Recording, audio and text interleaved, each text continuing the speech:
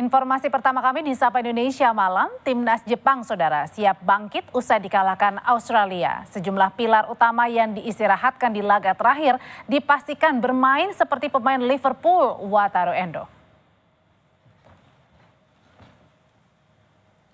Pelatih Jepang Hajime Moriyasu bilang timnya ingin mempersembahkan yang terbaik bagi publik yang akan membadati Stadion Suita, tempat berlangsungnya pertandingan.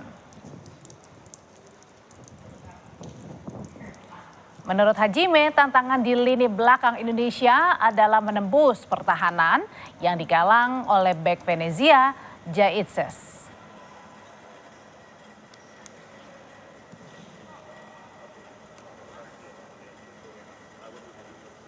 まずは、インドネシア守備は、非常に堅いと思いますので、その中心であるキャプテンのイチェス選手、を中心とした、強固な守備を、打ち破れるように、ゴールに向かって、選手たちにアグレッシブにプレーしてほしいなと思います。で、得点力もあるのも分かってます。一人だけではなくて、複数の選手が、Timnas menjalani latihan jelang laga lawan Jepang. Patrick Kluivert saudara memastikan tak akan melakukan banyak perubahan pada komposisi pemain lawan Jepang.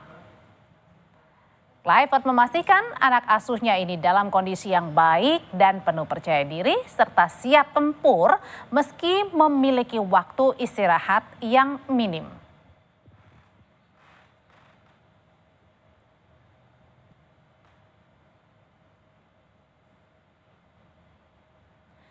Timnas Indonesia saat ini menempati posisi 4 klasemen grup C kualifikasi Piala Dunia 2026 zona Asia.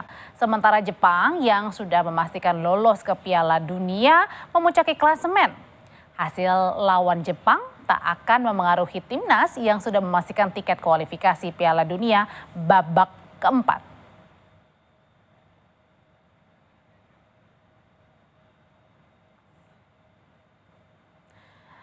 Usai menang lawan Tiongkok, peringkat FIFA Timnas Indonesia diproyeksi berada di posisi 116.